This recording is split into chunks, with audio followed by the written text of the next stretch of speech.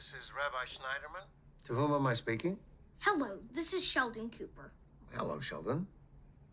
How can I help you? I'm currently a Baptist, and I'd like to convert to Judaism. A Baptist named Sheldon. Okay. And why do you want to convert? Very simple. It's my intention to become a great scientist, and I couldn't help but notice most of the great scientists are Jewish. So logic dictates it's time to switch teams. Well, I'm sure there are many Baptist scientists you could emulate. That's kind of you to say, but other than Cornelius Drebbel in the 1500s, it's pretty slim pickings. Well, Sheldon, you sound like a very smart young man. Oh, you have no idea. Can I ask how your parents feel about this? Well, when I presented them with my plan, the words "over my dead body" were used. I'm not surprised. But they were similarly resistant when I wanted to get an ant farm, and eventually they came around. All right, here's what I'm going to tell you to do. Read your Bible. Already did, cover to cover. Really? Quiz me. No, that's okay. I believe you. All right. My advice to you is to stay with the faith of your parents. What else you got? Okay. Then I'm going to tell you to be your own man.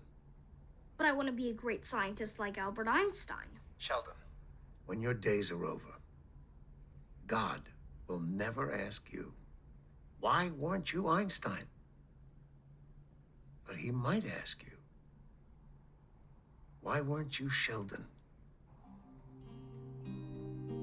Today I want to talk about authenticity and what it means to be yourself, to live a life like yourself.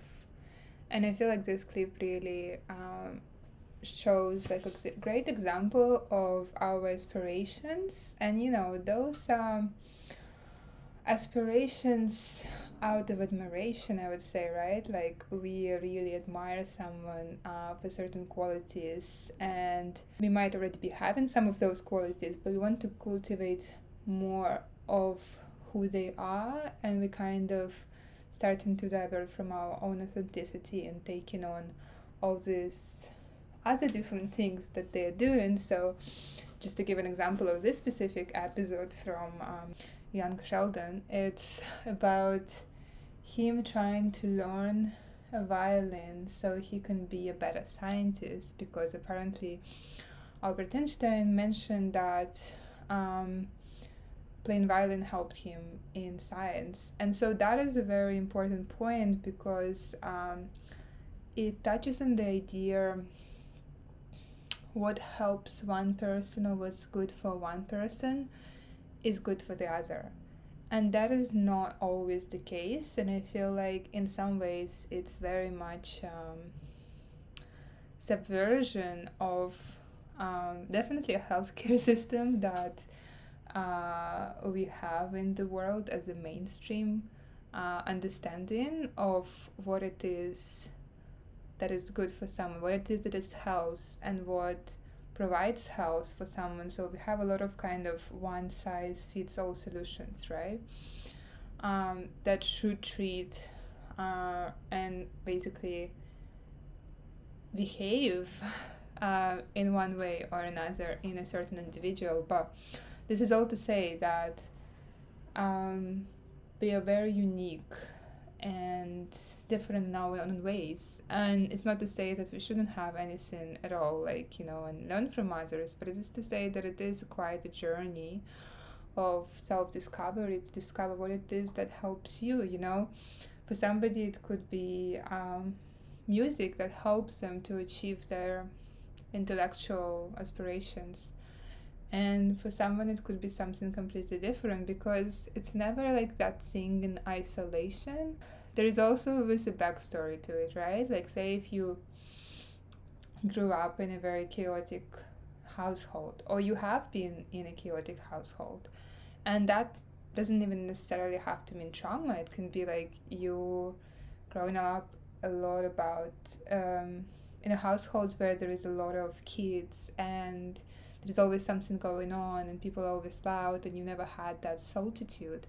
And so maybe on some level you didn't even knew how much you crave that solitude, but you have been able to find it through music. And music was almost was something that was like available, and that is what provided you with much needed solitude, and that kind of helped your intellectual development and ideas and so on. So there is always that context, and it's not so much to depict that context and like pull it apart and it's like, oh, what was that thing, or what is that thing that I need. I mean, some of it is definitely like you need to kind of break things apart and see what it is that you really crave and what are your needs, and support yourself in those needs. But part of it is also like following your inspiration and intuition, and that could be tricky, like when you're kind of immersed in the social roles and conventions and the ideas of what it is that you should be doing. And so that's like one layer of peeling off that inauthenticity, but in this sense is just looking at others and kind of seeing like, oh, I want to be like more like that person, but in that almost like losing what it is that you enjoy, what it is that you like.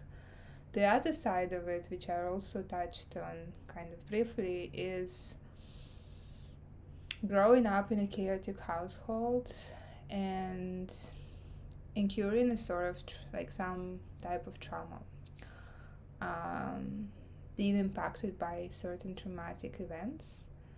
And the more difficult scenario is not being aware or consciously aware of that impact on you and living through your wounds. And that's that other layer of inauthenticity. In a way, it's a very painful layer, because it's not that you are being fake, or it's not that you are even consciously trying to be somebody else for whatever intention. You are just like, it's almost like your behavior is being driven by a part of you, but it's a hurt part of you, and it's not really, I wouldn't say it's not who you are, because it's still a part of you, but it's not your maybe fullest expression, right? And a good example there, and something that I observed in myself and I see a lot of in present day culture, is the idea of like introversion, extroversion, and a lot of people subscribing to those labels, specifically introversion, where it's really they see a certain behavior in themselves, and it's unexplored trauma that makes them to kind of shut out the outside world and social interactions. And it's a very difficult thing to peel apart, because in my own journey I have discovered like I do value solitude a lot, and I do feel like I need a certain amount of alone time, but I try to be very careful not to subscribe to any of those labels, precisely because like some of it is really driven by pain, and sometimes those very early experiences of rejection, the psychological protective mechanism to avoid that pain is to close off. And in my previous video I actually gave a good example of that in the physical trauma, like when we experience a physical trauma. So myself, like I fractured my arm, and what I found very interesting going to my physio, and what I discovered through going to my physiotherapist, he said that it is your body's protective like response right now. And I saw my arm, like how it was moving and how it was behaving, and how all my muscles that not even connected to the injury, they were like tensing up whenever he tried to get me to some exercise or move my arm a little bit. And the thing is, it wasn't even painful. Like at that point, it wasn't even painful, but I could see how much my body is like trying to protect myself.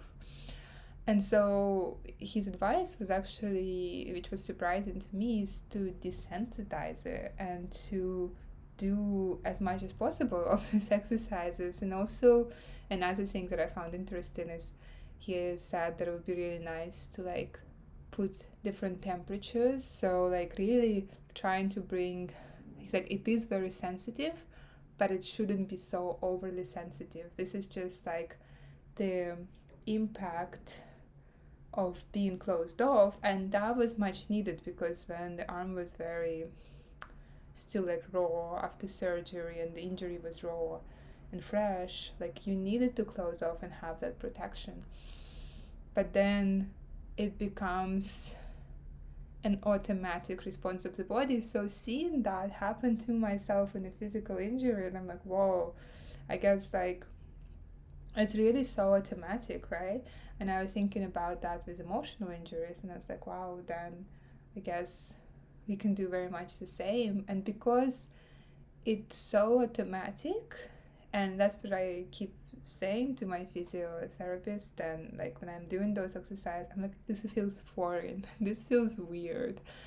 And the thing is, it's not weird. Like my arm's natural function is to be fully straightened. Like that's something that I've been doing with my arm for like 30 years, right, of my life. And now it hasn't been doing that for like what, barely a month. And it's interesting to see how quickly I got used to that and how quickly I'm like, wow, this feels weird. But of course, like with a physical injury, because it's so evidently visible, and because I have that evidence in front of me and I know that I want to have it straightened, it's less questionable to go to that territory, even if it feels that the body is protecting it.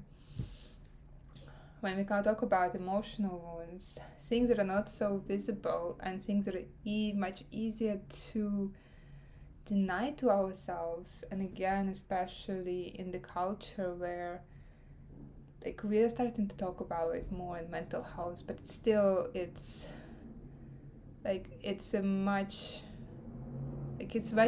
rarer to hear someone say. So if somebody asked me, hey, how have you been, and I was like, oh, actually fractured my arm, I broke my arm, that is so normal to hear versus actually got my heart broken. Like it's just, there is something about the social norms and context in which we operate and what is considered, I wouldn't even say normal, but what is considered like almost like, yeah, sure, you have a physical injury, you should get appropriate care, versus, oh, you have an emotional injury. It's kind of like a lot of times people just don't know how to respond, and we don't always assume that, oh, we do need appropriate care. And what that care looks like is also very much under question, like, oh, so you don't go to a psychotherapist, like you get your heart broke, like it's very like ambiguous. So, and to bring it back to the question of authenticity, so a lot of it becomes like something becomes so automatic, a certain behavior reaction, even if it's like you have 30 years of evidence to tell you otherwise, and then something happens and there is like something now becomes new, but it becomes so automatic to the brain that you're like, oh, okay, this is how I'm gonna live now, and it becomes almost unquestionable again because it's not as easy to see sometimes. And this is where kind of to bring it back to that balance, and to kind of step away from those labels of introversion, extroversion, because in the end of the day, it's also what you do with your time. It's not about whether you spend it with people or not with people, because you can be surrounded by people and you can be very extroverted, but you can have very little connection, right?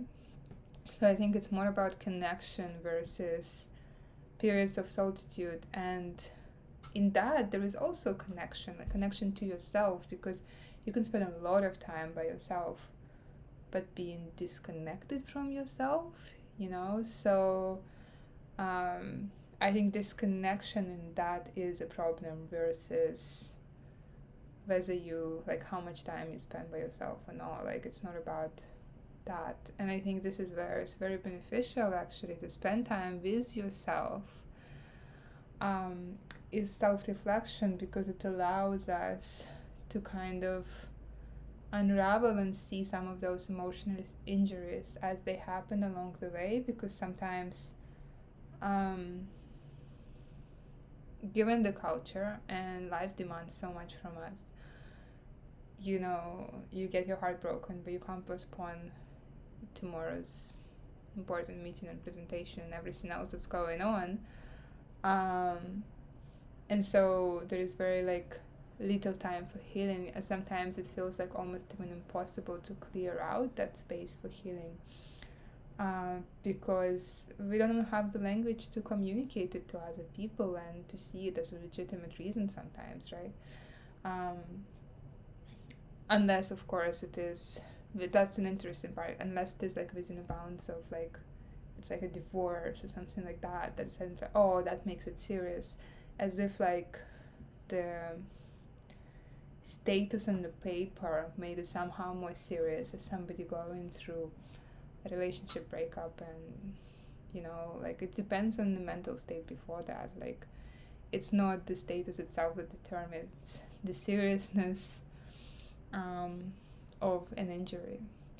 And so bringing it back again to authenticity, I just want to call on